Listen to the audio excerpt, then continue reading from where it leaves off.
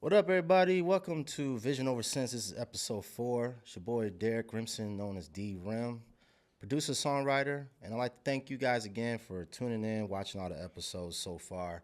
Because of that, I decided to bring in another special guest. This is like my brother for real, from another bass player, producer, songwriter.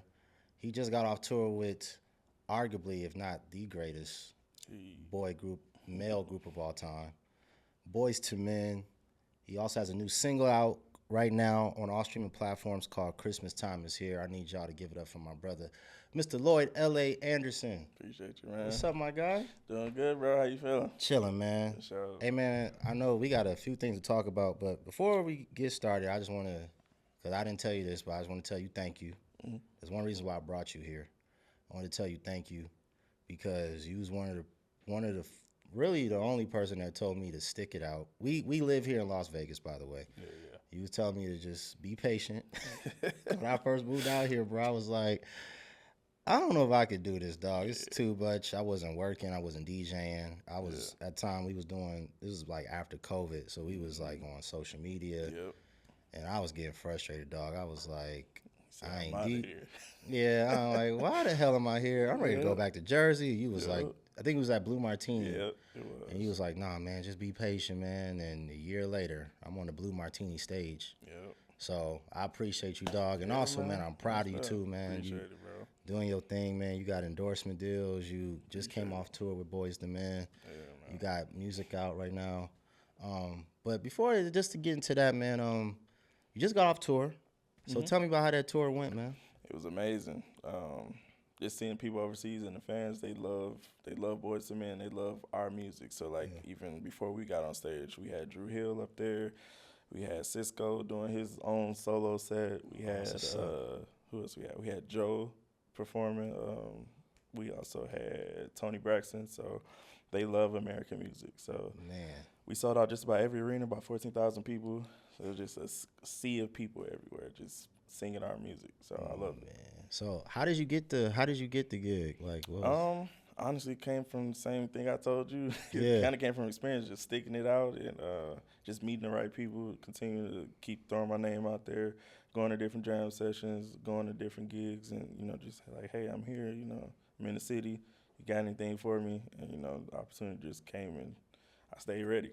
stay ready? And now Yeah. because this is how long you been playing with them for? It's almost 2 years now. 2 2 years years. straight. Yep. Man, oh man.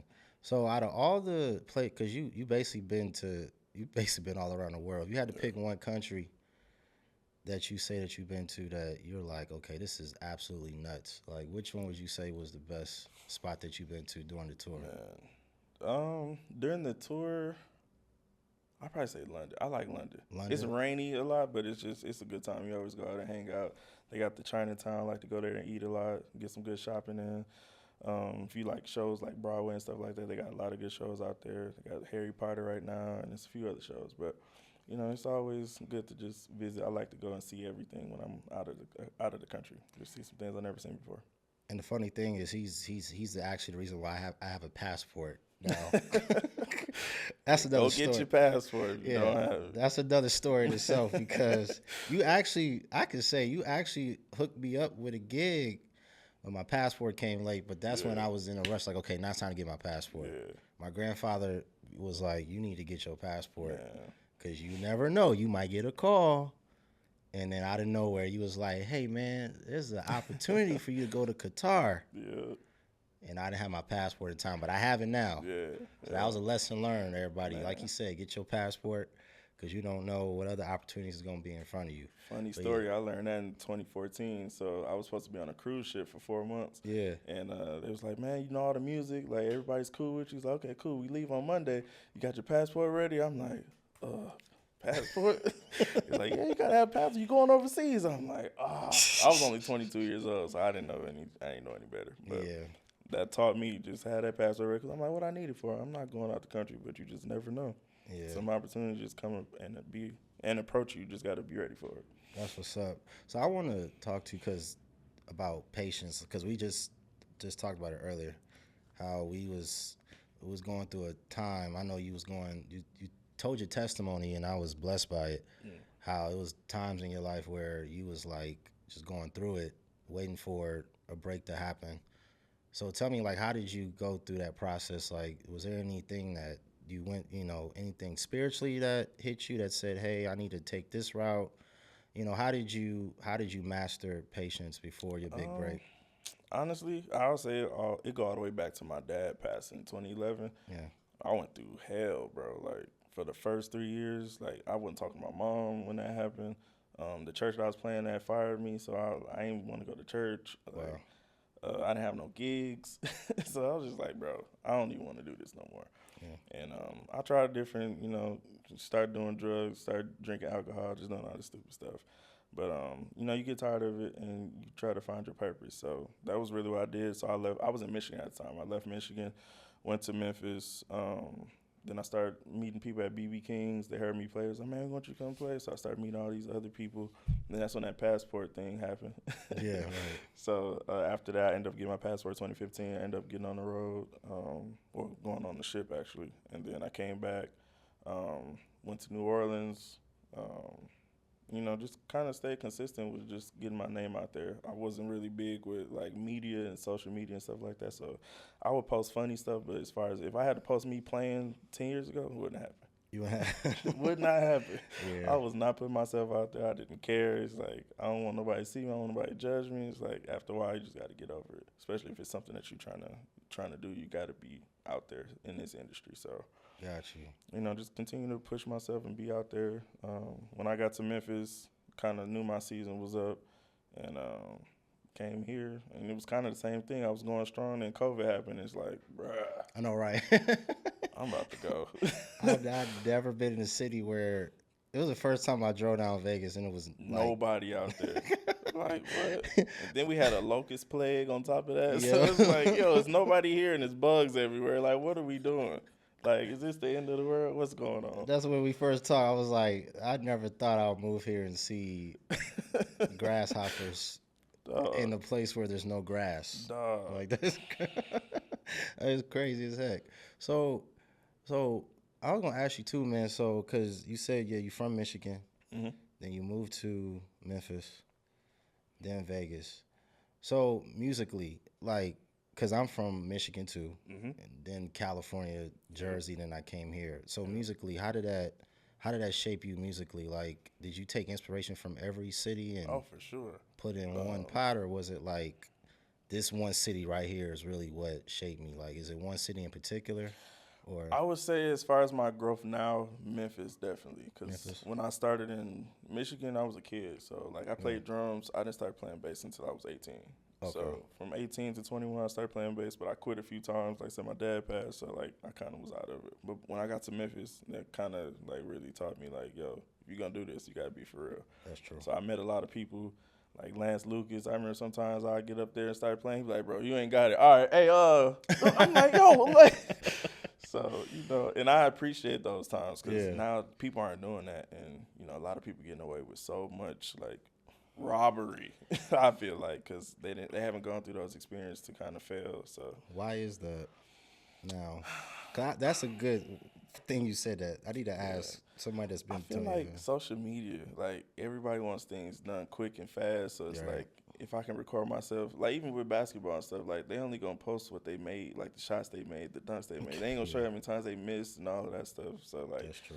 they don't want to go through the process. They just want to hurry up and make it. Like even with the Boyz II Men gig, they think I just hopped on. It's like, bro, I've been here almost 8 years now. I just told you I did that gig. I'm only on there almost 2 years. So I went 6 years just trying to find my way. But a lot of people don't want to find their way. They just want to be like, hey, I'm here. Like, I should be on. And it's like, it don't work like that. Yeah, It don't work like that's why I say I appreciate you, dog. that. Cause Man. I think funny you say that, cause when we had that conversation, I think that was my first year in town. Yeah. I got there in 2020. We had that conversation in 2021, Yeah. and I was like, dude, I'm tired of posting social media content. Like, this ain't going nowhere. Yeah. Let's be patient, man. And I'm like, now I was at a point, dude. We had a conversation. I was like, I can't wait till Monday get here. Right. Cause you was like, break. dog. Cause you was like, eventually you're gonna be working and you're gonna be looking like, Don't want okay, that. you're gonna have to say no Yeah. to certain stuff. That's Cause my favorite word. like, yeah, and we Man. Hey, listen, y'all. Yeah, say no. It's And okay to depending on say. where you at, I'll say fuck no, because ain't no way y'all ain't gonna sit here and do that to me. But yeah, We gonna talk about that too because it's a reason why we say no now. oh And yeah, you one of the people that told me, "Hey, be okay with saying no," because yeah, I know here, especially in Vegas, and I've had this talk a lot, and I've gotten ridiculed for it about why it's important to just say no until a better opportunity presents itself. yeah. We're not gonna call out gigs or nothing like that. So that's Don't for get me y'all, started. to research. Hey, But why do you feel like it's important for musicians to know their worth, especially in today's time? I feel like if you don't know your worth, you'll accept anything, and Right. sometimes that'll put you in situations that you don't want to be in just because you didn't say no. Sometimes you know it ain't right for you, but it's like, well, they asked me, so I just gotta say yeah. It's like Yeah. sometimes that'll tear up your reputation.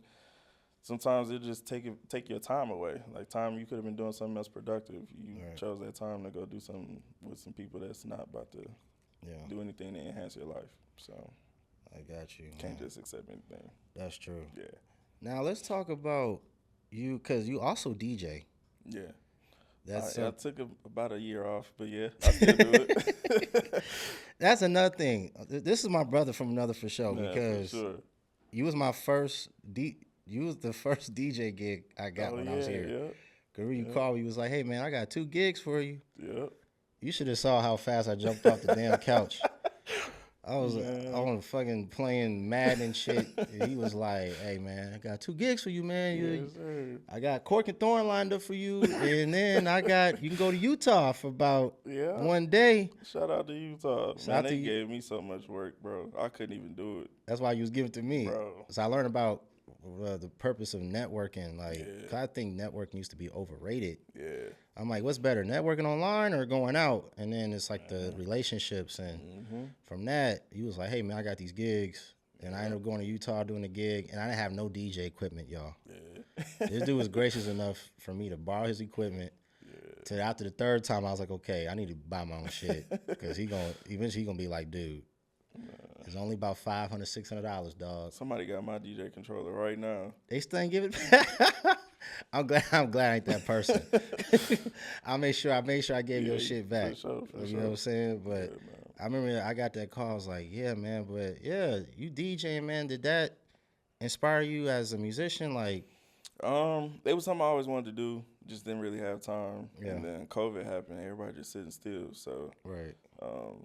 I tell this story a lot. I got on Amazon, I found some DJ stuff, but I found it cheaper because Guitar Center was having a sale. Because at one point they were talking about closing or whatever. So Yeah. I think I got it for like $300. It came with like 2 monitors and all kind of stuff. So I got a good deal. And then I had bought some puppet stuff. So I ended up DJing and puppeting at the same time. So, I mean, just my love for music kind of inspired the DJing. And once I saw that I could do that, I'm just like, I'm about to take over. So I was getting gigs every weekend, birthday parties. Like, it's during COVID. So like, people bored. They're like, man, let's have a COVID party. Everybody put a mask on. We having silent DJ parties. We having COVID birthday parties. I did some divorce parties. I did Christmas parties. Bro, we did it all. So, That's a new thing here in Vegas. it Divorce is. parties. I never knew that was a thing till I got to Vegas. Like, they celebrate their divorce. And they going to have a great time. You would have thought it was somebody's birthday. Hey, so if y'all got a divorce party, y'all know who to call. Hit us You up. know what I'm saying? Hit us up. I mean, I don't know how long he home till he go back on tour, but while he home, y'all got a divorce party, and your man or your woman ain't treating you right, you know who to We're call. going to have a good time, I'm telling you. Divorce party is funny as heck. Man. Yeah, because it's funny. Like, thank God for COVID, because a lot of people was working during COVID. Yeah, bro, we did a gig called at Sugar Daddy's. Yeah. The cigar lounge, bro. I promise, as soon as COVID happened, we were just wide open. Wide open. And we probably shouldn't have been doing that because some people came back sick, but luckily I didn't get sick. You didn't. But we worked every Friday, and then it went from Friday to Saturday. So we did Friday and Saturday, and it was the whole weekend. So every Friday, Saturday, Sunday, we in the cigar lounge. That's a blessing. Gigging, yeah. Let's be a musician. So let's talk about, because you also do shows at the Pinky Ring. Yep. Shout out to Bruno Mars. Shout out to Bruno for sure. He has a club lounge on the Strip inside of Bellagio. Yeah. I'll go check that out. And you play for a band called The Diamonds, correct?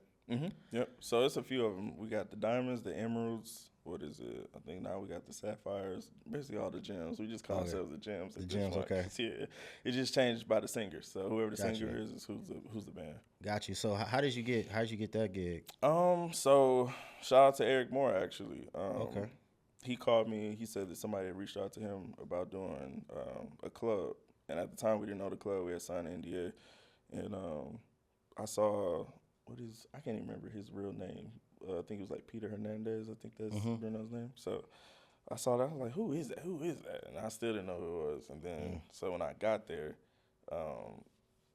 Bruno like this tall, coming in with a cigarette, and he's like, we're gonna go over a few tunes. I want y'all to just go over and make sure y'all good, and we'll be back in touch with you. So I was just like, what is this for? Like I don't know what's going on. So we ended up doing it. We killed it. And like 3 months later, they told us to come up to Bellagio and get fitted for our suits. And we like, what is going on? So come to find out, that was Pinky Ring.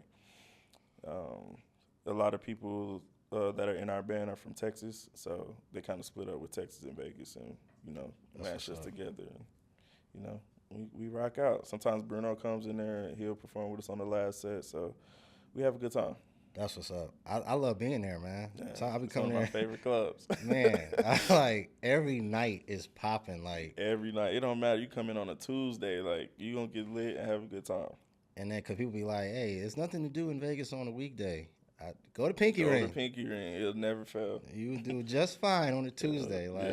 And I think that's great too for Vegas, cause you can correct me if I'm wrong. Cause I used to tell people I think Vegas is starting to turn more into a local town. It's trying to get there. They're trying to build some kind of culture. Cause I promise you, when I first moved here in 2018, it was just strip life. Like the only thing you could do was on the strip. Locals weren't really doing nothing, but it's really trying to change. And that's because like Fremont is now like taking over now. Yeah, I seen more. Fremont's more packed than the strip. Yeah. Everybody be looking at the strip like, "Hey, it's dead in Vegas." That's that cheap fun. You go out there and get lit for $10. I heard that's probably why it be so packed down there. I'm like, yo, the Fremont experience is on a different level. Yeah, now they got the live bands on all the stages. I feel like the entertainment has kind of upgraded.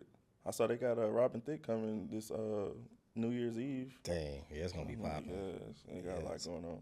So yeah, Vegas starting to turn to more like a. So and then you got studios coming here, because I know you said you're into acting too. Yeah, they were working on the Hollywood studio like 2.0. I know it kind of came to a stop right now because they don't want to bring that here, but they still fighting to bring it. I can't wait. That's gonna open up a lot. So it's gonna turn to California now. Basically, it's gonna be like California. Just don't give me Cali prices. We good. Man, nah, man. So like, let's talk like spiritually, because just to digress, because you was talking about how patience, faith is what brought you here. But I know there's a lot of people that struggle with that. You also play in church, and that's another. Again, I'm also about the people that you connect with. That's what helps you elevate. Sure. Told you when I first got here, I was not doing anything, and I prayed. I was like, I want to do this. I want to do this. I want to do this. And I remember God saying like, you got to be around the right people. And we're very big on not isolation, but we're very careful about where we go, where we hang out, the company that we keep. It was a conversation we had yesterday. And I thought about it. I was like, L.A. right, because when I start to kind of like hang out with you, shout out to Chuck Barnes, yes sir, shout out to Jamil Banks, shout out to Eric Moore. For sure. This is like some of the people that we hang out with in the music community. I realized when I hang out with y'all, I realized my life kept going up here. Like I said, like I want to play for a mega church. Because I was watching you play at Mountaintop, and then Chuck plays at Central. And then I'm playing at Word of Life now, and I was like, that's because of who I'm around. So talk about like how important was that for you? Like, because I know when you go out, you say things like, listen, once I'm done playing, I am out the door. Out the back door. Like, what made you think of that? Was that because, you was focused on like goal driven, or you just some things that hit you like, listen, I can't be around certain people? It's a mixture, because I feel like I'm one, I'm an introvert. I may not seem like it because I do all the funny stuff, but like I love to be to myself. I don't. Yeah. If I don't have to talk, I won't. Like guaranteed. And it don't mean I got a problem with nobody. It's just who I am. Yeah. And then on top of that, just the kind of the entertainment style that we're in, it just get overwhelming at times. It's It like does. you doing it nightly, just over and over and over and over again. Like Yeah. you just get tired of talking. Like I get in the car and I drive home with no music sometimes. That's I don't want to. I don't want to hear nothing. That's My facts. ears just ringing because everything that went on before. It's like I don't want to hear nothing. I don't want to say nothing. Just That's leave me facts. alone. That's facts. And then sometimes, just growing up, I've been in bad clubs where, they shooting afterwards or they in the parking lot about to fight. So it's like, when I get done, bye. Because I done seen the fights. I done seen the shootouts. It's like, nah, it's gonna Especially, go. yeah. Unless I know I'm in a cool environment. But even then, like, everybody don't deserve your time. So after a certain time, I'm gone. Especially the places that we DJ at. Oh Yeah, my we done god. been in some sketchy spots, bro. Man, I know, right? We all been, bro. Like, okay, hey, man, come outside. I'm gonna go home, man. Yeah. My job is to entertain y'all and not stick around. That That's what part. we do. That part. And I realized, cause I was like, there's a reason why he's doing this. Like I said, I'll be paying attention Yeah. to, like I said, the people I mentioned. Mm-hmm. Y'all there, and once that last song is over, I look up and I'm like, where'd my brother go? Yeah. Hey, man, I'm out. I've been Yeah. left. I'm in the car. In the car. And sometimes I used to leave and not say nothing. Like, they just look up, I'm gone. Like, you ain't see me, you ain't heard nothing. All Like, the all right, time. yeah, that's just him. We could be at a party having a good time. You just saw me dancing. Now I'm gone. You gone, bro. I seen that too. Your own birthday. Yep. That's your own birthday, bro. did, Like yeah. his own birthday party, he left early. Gone. I was like, yeah, Lloyd, LA is gone. Gone. Where the Out hell the he? building. he But I did- kind of learned that from hanging around celebrities too. Like, they always say, do not be there when the lights come on. That is true. So, by the time it's getting close to closing time, you need to be gone. That's That's facts. when all the crazy drama start happening. So, yeah, That's don't why I like to started be part of playing. None of that. Yeah, that's why I started playing gospel at the end of my sets. Mayor Post people used to get mad at me because I did it Friday. I played gospel when you left. I'm like, that's a That warrant. cue. Yeah, for y'all to keep y'all spirit and go to the parking lot. Yeah, Fights got to break out. that part. That's what's up, man. I thought I'd ask you that, man. So I'm gonna ask you some questions now. We got a little bit of time left. Let's do it. Just to pick your brain as a musician, because I'm a student to the game and I like learning from other great musicians. So you have a single out right now. Talk about that for a little bit, because I know you also have your own music out as well on all streaming platforms. Y'all make sure y'all go check it out. For sure. Young L.A. the second. So talk about your approach from being a studio musician to also also doing it live. Yeah. What's your approach? I would say when you're doing a studio session, you mainly want to just kind of get the format of what you want to do and just lay that out and kind of build around it.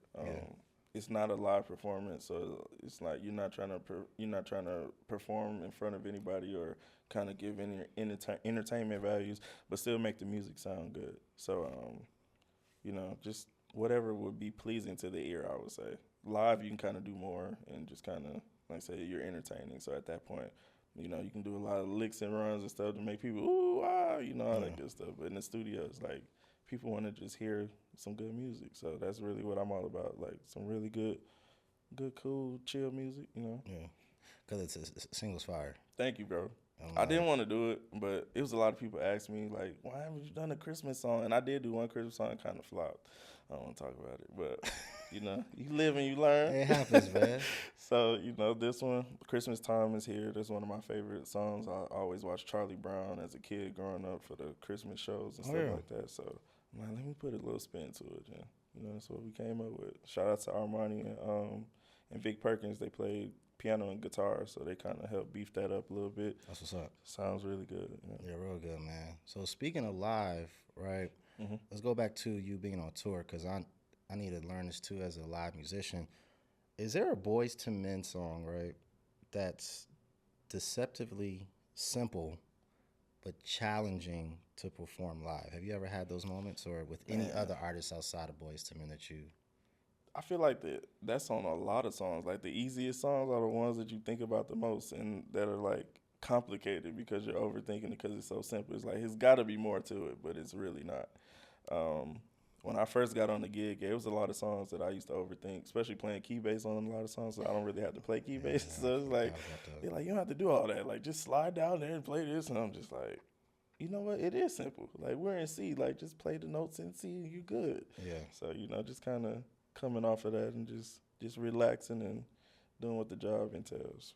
I forgot about that because you wasn't playing key bass until you got on tour, right? Yeah, I would do it at home, but I would never like just go out and do it. So that's part of what I was saying about being prepared, because like I always practice it, but I was like I don't have to use it. I don't ever do it. So what I'm gonna need it for? Yeah. So just that part of being prepared, because once I got the gig, they was like, yeah, what key bass rig you want? I was like, what?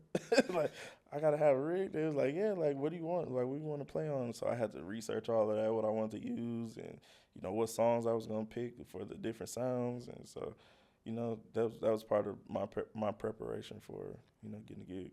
I'm about to say, cause I was gonna ask you, I was like, whose idea was it to make sure that you play key bass? But you told me, I was like, was it Wanye or Sean's idea? Or? Well, they have actually. If you go back and listen to a lot of their records, it was a lot of stuff with Terry.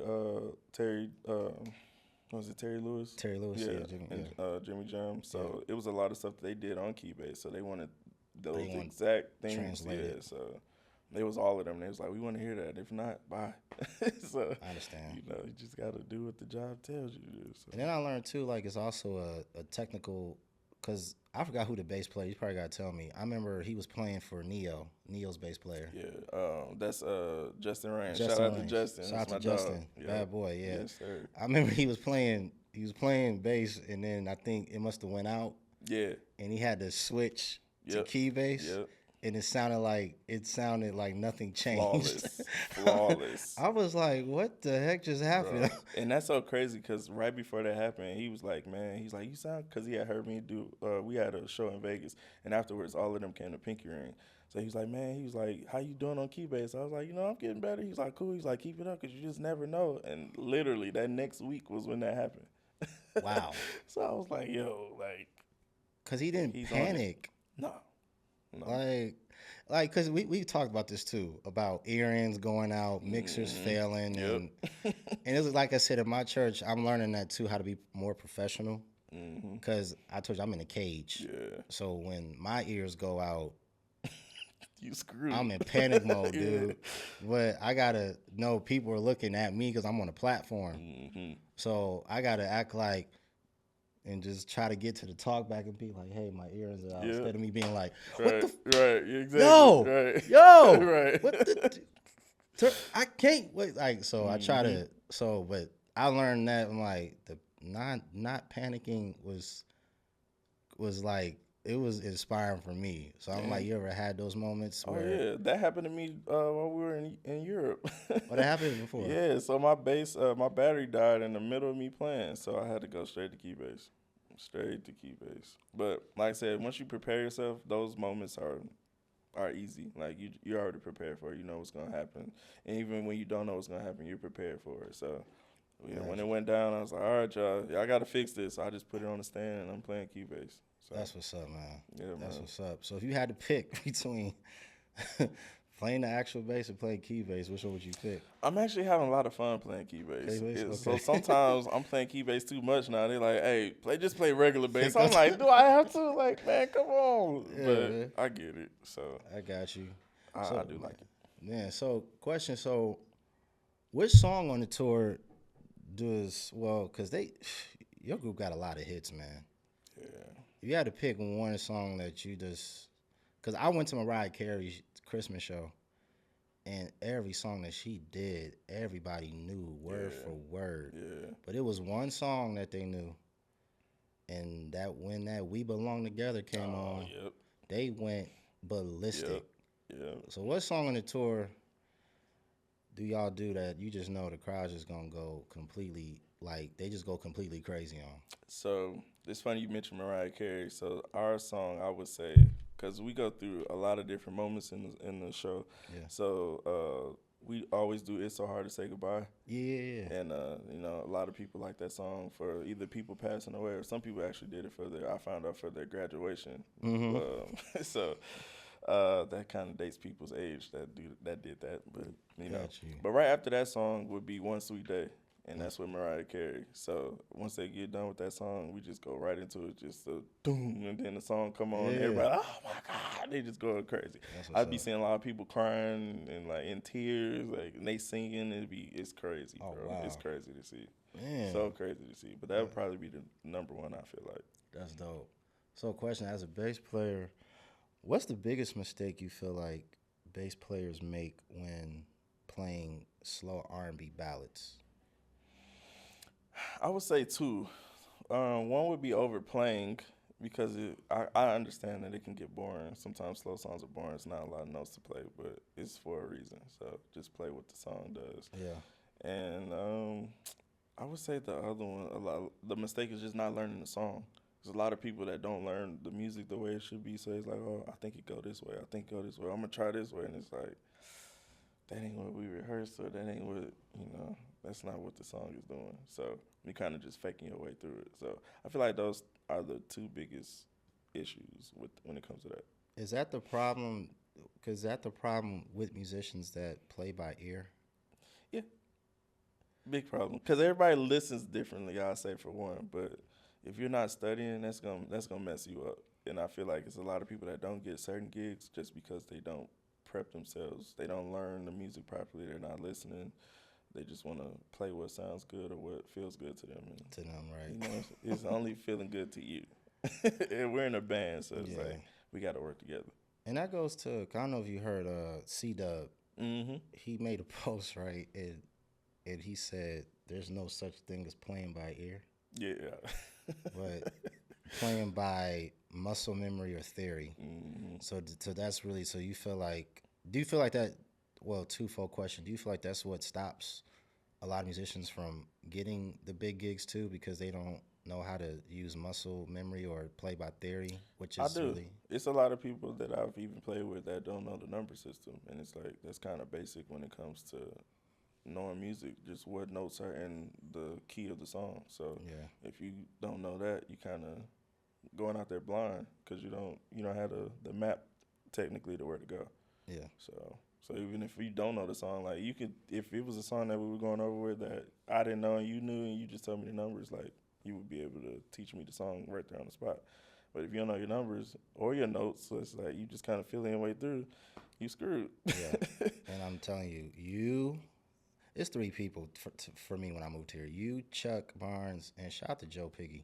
Yes, sir. That's my guy. You three people made sure I know the number system.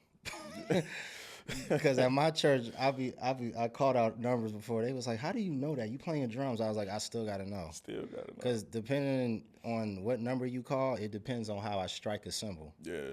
I might can't strike the same way when you call the 4 versus when you call the 2. I might gotta strike a little different. Yeah.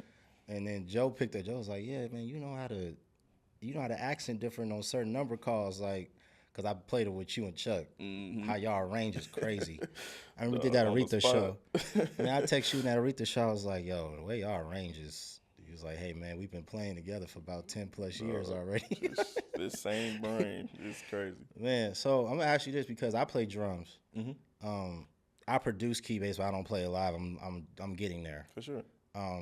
So, because like I said, you're like my favorite. You're my favorite bass player. I feel like you're the coldest bass player. I appreciate you. There's a lot of dope bass players out here, but when I was playing with you, I remember when I played with Unc. I filled in for Jamil and I did Blue Martini. Mm-hmm. That was the first time I actually learned how to lock in with bass player.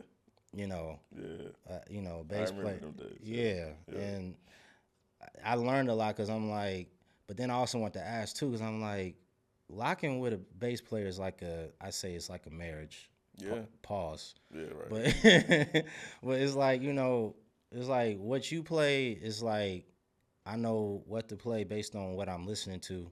Mm-hmm. So when you lock in with a drummer, right, what are you listening for first? Are you listening to kick pattern? You listening to feel? So it's kind of a cheat code because I started off playing drums, so I'm already thinking like a drummer. That's why me and Jamel are like this when it comes to music, because like I can listen to what feels should go where, and Yeah. based off of what I'm playing, he kind of does it, and it just works. But I'm listening for all of that. The kick patterns, it's making sure that like on the ones that I'm like locked in with what he's doing or what any drummer's doing, and then like even with like the ghost notes that they're playing on the snare, I'm playing those with my fingers. So like they're like ghost notes on my actual bass. So yeah, it just kind of That's that theory you was talking about, yeah, muscle memory. it just kind of all comes together when you're actually actively listening the whole time. Because also while that's going, I'm listening to the keys and seeing what they're doing, seeing if it's anything that I can kind of sub on some notes or kind of fix the feel. So it just all work together. But that's really I always listen to the drums first. Got you. Because I like say when I lock in with you, I'm like, okay, this is so Yeah. different. Like, Yeah, okay, cool. man. Like, and like I said, thank God for being around, LA guys, Mhm. and of course, because like you said, Memphis was like what shaped your sound. With Yeah. me, I always say LA, even though drummer wise it was Chicago people, Okay. but I always bring up LA because of the Mike Burrells and Yeah. the Nouveau brothers, Mhm. Andre Brown. Yeah. I always bring up those guys because that's who I played with. So Mhm. they kind of taught me like, yo, you got to listen to what the bass player's doing. Like if you playing doubles on your kick and he's playing, like you can't be playing 16 notes and he's Exactly. playing eighth notes. Exactly. You got to Yeah. like, Yeah. so and then you got to pay attention to people nodding the right way. Mhm. Because I believe in the head bob test. Okay. Yeah. A lot of people don't Same. believe in that no more. Yeah, we do that even when we on tour. It's like, they're not really feeling that. Let's switch this song with this song because they didn't like that last one. So do y'all like, because I heard this too. I heard that a lot of artists, they'll listen to the show tapes the night before and then they'll be like, this didn't sound right. Let's put this in here. Like, do y'all do that before y'all next show or do y'all Sometimes just, it's not even going back listening. We'll catch it live. So it's like, hey, got you. remember that? And then as soon as we get done, like, all right, we're going to fix this on this part because we didn't like this. Yeah, on this part, we're going to do this. And we're going to switch this out with this. Maybe I should do this instead of this. And we just kind of come back and sound check the next day and fix it and, get a different result. That's what's up, man. So question, man. So how is R&B, because I say Boyz II Men is, in my opinion, I feel like they're the greatest men's group of all time. I know people probably going to say Jodeci, but that's a duo. Mm-hmm. In a way, they had three, but Right. Boyz II Men, man, you're playing for an iconic like group, man. So my question is, man, how has R&B bass playing changed from the '90s to today? Because 90s music, I feel like that. When you combine '90s, we think of gospel influence, Right. chords, and how we paid attention to music, how we because a lot of musicians that they all went to church. Right. Versus today, I mean, I can't, I ain't trying to They say. don't go to church. I say it. They don't go to church. A So lot of them wait, probably don't even know God, but yeah. that's their So, story. so is it? You think that's probably what's changed Oh, for sure. from nights to today? For sure. It's like you just kind of create music to what kind of feels good for you or whatever the culture is in that moment, and it's not timeless music anymore. It's like it's a hit for TikTok and social media for a minute, but then you ain't gonna hear that song next 10 years. So, That is true. Cause I was like, even the stuff that's out today, like, are you gonna? I know Folded is popping right now, yeah. but I'm like, outside of that, like, it's like you gotta really dig in the crates. All right. Which goes back to our DJ conversation. It's like I just feel like in the '90s we didn't have to like super like search. Right. Like You we just knew. pick a 90s song and it's a hit. Yeah, when 8701 came out, it was like we knew it. When we Yep. turned on BET, we was like, okay, we know that we know Usher, we know, so we knew what to play. Now it's like we gotta like search and That's kind of why I'm selective now on my DJ shows. Like, I'll do a 90s party. I might do a 2000s party. We'll definitely do an 80s or, a pop show. But that current, it's like, nah. we're like in that area. Because y'all having fun, but I'm not.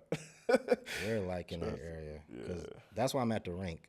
Mm-hmm. Because I like DJing the danceable records.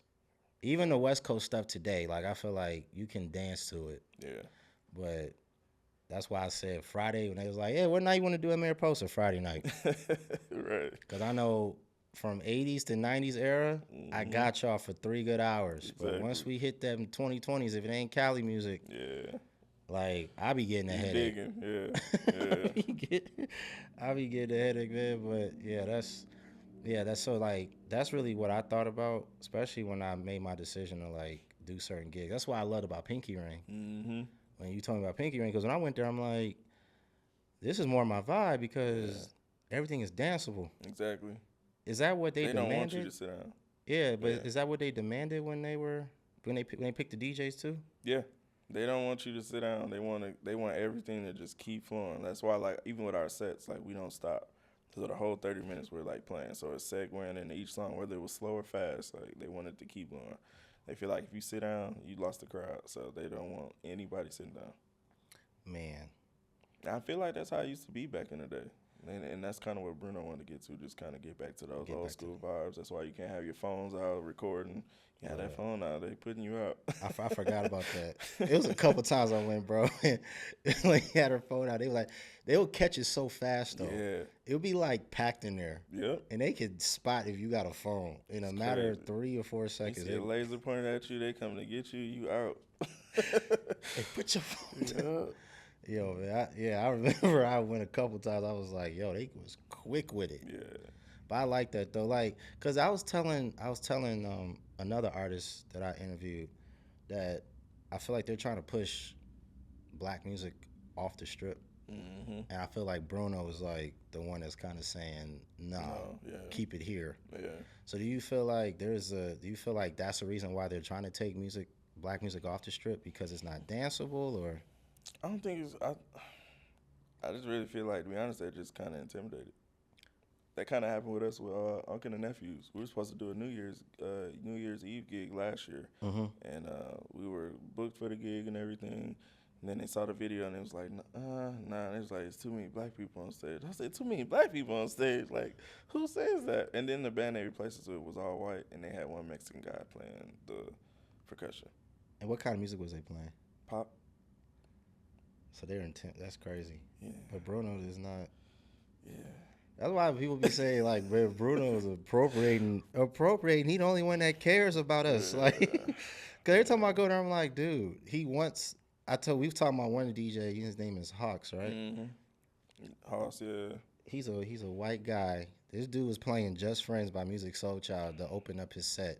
I've never been on the strip before and heard Music Soul Child Just Friends ever. Yeah. And it made me think like, yo, like this man actually cares. Like, and then like you said, they tell you what they want you to play. Mm-hmm. Like we want you to play 80s on this hour, 90s on this hour, and play current when the band is done. Mm-hmm. Like, but you don't. Everybody else they want to hear EDM, Exactly. Yeah. which is fine. I got nothing against EDM. I got nothing sure. against house music. For sure. I'm from Jersey, New York too, so I play that for 2 hours straight. Yeah. But to say, hey, we don't want to hear no rap, Yeah. because I did Rio one time. I did the Voodoo Lounge. Yep. And shout out to DJ Jerry Cartier, man. He got me that gig. And I remember we played one rap song. He said the owner came to him and was like, hey man, we're gonna have you you're gonna have to go to playing Don't Stop Believing at least. I'm like, that's not Don't Stop Believing. not a club banger. Like, you can't club bang to that. And then you got people coming there like they want to hear, because I've learned that too. When you go to different countries, like they actually love, like you said, they actually love our music. Yeah. But I feel like when you come to Vegas, it's like, nah, we don't. Yeah. They, Keep that shit over there. that's freaking crazy, man. Like Shout out to Yogi too. Yogi Styles. Man. Oh my I God. promise you, like when I started DJing, he was the one that taught me to just watch cause I'm listening to what I like and I'm like mixing stuff and he's like, you gotta look at the crowd, like see what they like and how to also respectfully decline requests. That's a whole nother conversation, dog. Bro, Shout out to I Yogi. be laughing at you because I be seeing you all the time. You're like, oh, it's my birthday. Can you play? He's like, yeah. Nah, next. Bro. We got some, dude. It's so freaking funny because shout out to Yogi, because Yogi's the reason why I got into Mariposa and Blue Martini. Yeah, man. He said, I'm not doing it no more. You can have it. Yeah. And that goes back to what you say. Hey, man, just be patient. Yeah. Because somebody going to give you a gig, and Yogi was the first person that got me in. Mm-hmm. But back to that song request thing, because you be seeing my face half the time. Because especially, man, I love Mariposa. Don't get me wrong. I love y'all. I'm there Friday night. We there Friday nights. I know when he's not busy. Lloyd is there too. L.A.'s there too. Yeah. But yeah, them song requests be getting on my nerves, dog. Cause I be playing. Let's say I be playing Kendrick Lamar, and they be saying, "Hey man, can you play Sexy Red like right now?" Yeah. I'm like, dude, just flip the whole vibe. I'm in BPM 104. Yeah. You want me to go to BPM 70? Yeah. At your convenience. Right. But yeah, I know a lot of DJs, man, they don't be caring. Nah. I be trying to like be diplomatic at least. Yeah. But some of them DJs, like, shout out to La Rose. My big brother don't care, but he be like, man, nah, man, I ain't doing none of that shit. Jay Nice, shout out to Jay Nice. Yeah. Y'all don't be giving a damn. At all. I think it's a New York thing with them. Like, I love it. I don't give a fuck. No, man. Yeah. No, hey, man. Hey, go somewhere. We ain't doing that shit today. Like, I love it. But I remember because I remember Yogi was like, don't.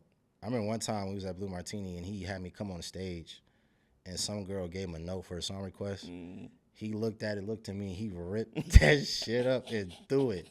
I was like, yo, y'all crazy as hell. I was like, I ain't got to that point yet, but I'm about there. I see it. I see it. Like, why do people feel like they can't request songs though? Is it because like, do you think social media? That. You think social media make people feel like they can be entitled? Because it's the same thing with sports. Yeah. Like, people feel like, I have a platform. I can just say, hey, LeBron James is trash. Yeah. And you're not playing in the game. Right. You think it's the same thing with music too? Like, I would definitely agree with that. Because social media has messed up a lot of lives. It definitely has. Like, there's a video that went viral of dude that played against the Lions. He literally went up in the stands and had to confront that. It sucked he got suspended. I know, right? But I'm gonna be on the side of the player, man. For sure. Like, y'all gotta learn how to just stop talking so much. Yeah, I gotta chill. And that's how DJs feel. Like, that's why somebody asked me if I had to pick between being a DJ and playing drums. I said, if Lloyd called me to go on tour right now just to play for anybody to play drums, I would take that tour. For sure. Because nobody bothers a musician. Yeah. You can't throw a bottle at the drummer. You can't throw a bottle at the bass player. You know what I'm saying? Because y'all don't be knowing. Y'all know who we are because y'all know who we play for. But some of these gigs, I know they be behind a curtain. Yeah. So you can't throw a water bottle and cuss at us. Exactly. And get away with it at least. Yeah, like, you can't do none of that shit because we got to let you know, hey, shout out to my boy who played bass. Shout out to my boy who's on drums. Like, that's why I was like, I'll be having fun when I play with y'all. I'm like, I get a break just from taking song requests from people. I understand. You know what I'm saying? So let me ask you this, though. Like, so when you're on stage, like, especially when you're on tour, like, how does the energy of the crowd change? Like, when you're playing bass mid-song? Like, is there, like, do you feel like when you change, 'cause I know they say every instrument's important. Mm-hmm. So, like, how does the crowd change during mid-song, like, when you're playing? So I'll go back to One Sweet Day. It's a part in the song when they do the key change, and I have to, like, slide and go to a low B. And in the house, shout out to Bill. They just raise the lows, and it's just, so when I'm going, it's like, you doing, and everybody's, like, it's crazy. That's crazy. Like, you just feel them go to a whole nother level. Like, energy just shifts, bro. Dang, man. So what should a bass player focus on first, like, for upcoming bass players that want to get to where you're getting to? What should they focus on first? Theory or groove, if you had to pick? I would say the theory, because once you understand the theory, you can kind of work your way around the fretboard to kind of create your grooves. But if you don't know the theory, you kind of wouldn't know where to go to get to what you want to do. Got you. Yeah. How important is, because somebody told me to ask you this too, how important is listening compared to practicing? I feel like go hand in hand. Hand in hand? Because listening never stops. Like, you can't just cut your ears off. So even if I'm in the car listening to music, I'm still studying and practicing, like getting better with the number system, like on the fly. So like if I hear a song, like ooh, they went to the 2, 3, oh snap, 6. Okay, you know what did they went to the flat 7? Like I'm always listening to. Yeah. I don't care if it's country music, gospel, R&B. I could be in the store shopping and I hear something like okay, yeah, I like that. Let's see, they was in E flat, like just always training your ears to listen. Man, that's what's up. Yeah. So we got 5 more minutes. So I'm gonna ask you your top 5. Uh-oh. So we're gonna do this. Who are your top 5? I know we have a lot of musicians that we looked up to. Mm-hmm. Who are your top 5 bass players of all time? Wow. Okay. No order. No order. We go put them in order. I gotta say Mono Neon for one. Oh yeah, Mono. Yeah, cold. Shout out to Mono, man. Yeah. You got one of his bass too, don't you? Yeah. Currently playing the Mono Neon Fender Jazz. Yeah. Mono cold. My all-time favorite is Thundercat. Thundercat, Yeah. legend. Like, he's one of the reasons why I play 6-string. Okay. It's a guy from Memphis. He lives in L.A. now, but Anthony Crawford. Yeah, Anthony Crawford, cold. Yeah. He's another reason why I play 6-string. Who else would I give?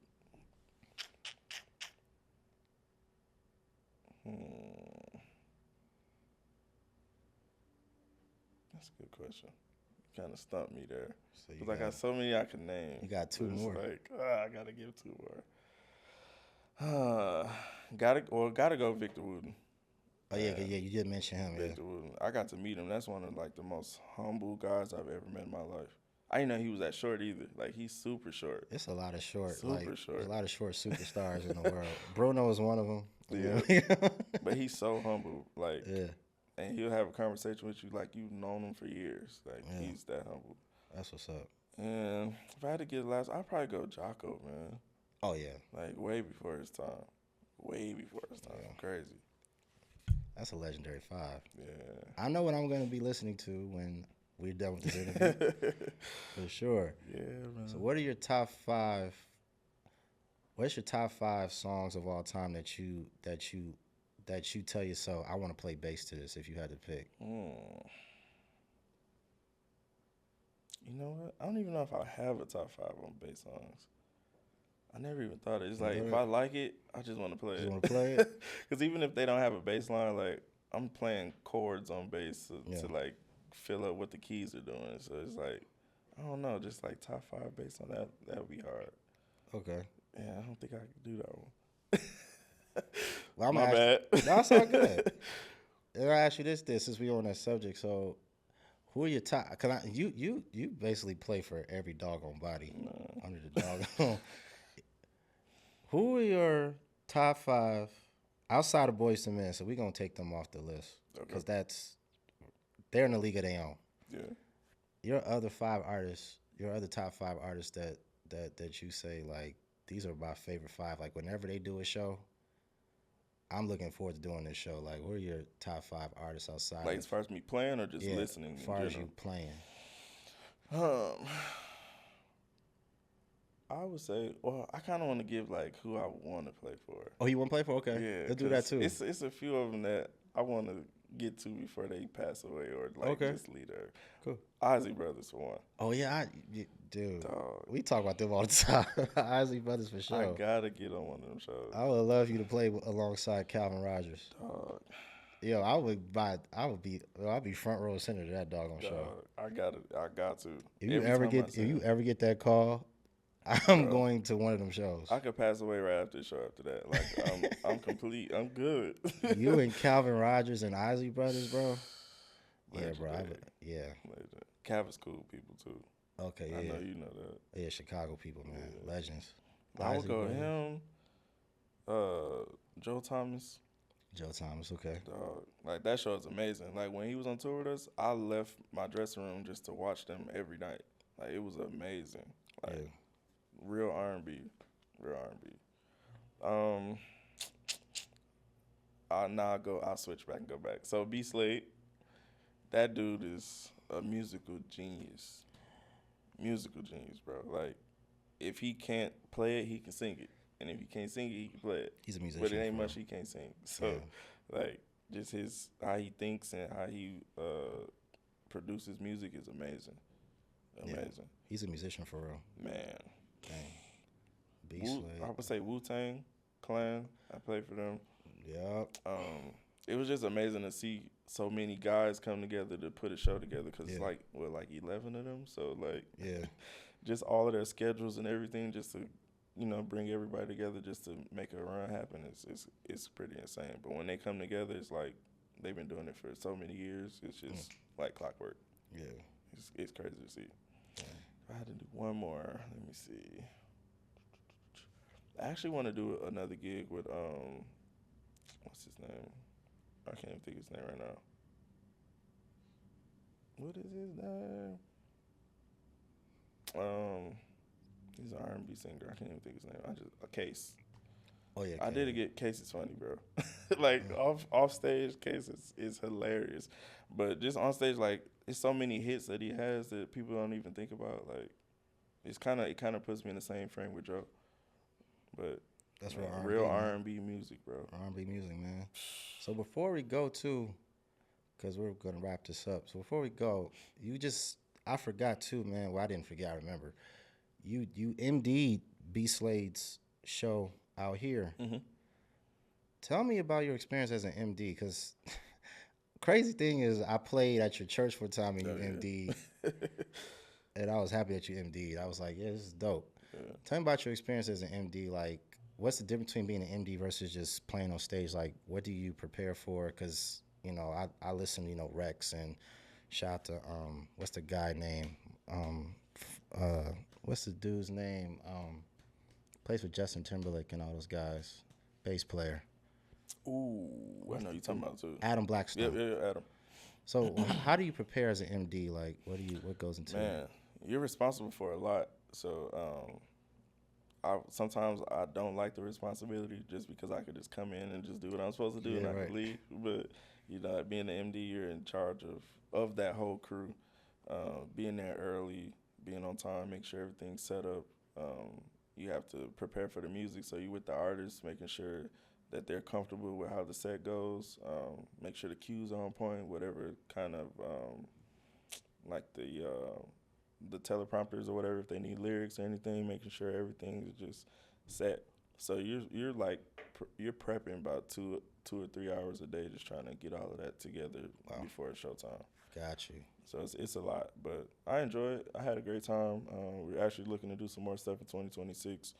The Westgate wasn't really the best place, I guess, for us to really do the show. So we kind of want to go somewhere where they'll allow us to expand and just get that show rolling, because it's gonna be a super dope show, and he's ready. So well, definitely, because the last time you told me the show was crazy. So y'all come back out, I'll be ready, man. For sure.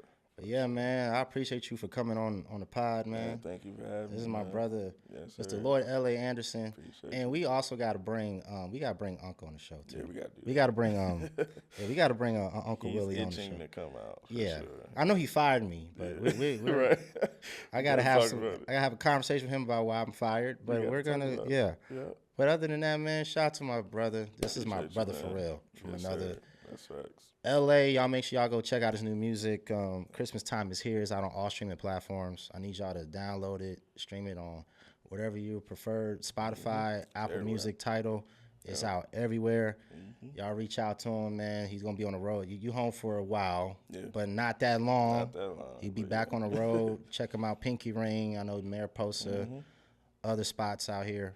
And this is Vision Over Sense, man. It's your boy D-Rem signing off, man. Love y'all. Episode 4, we out.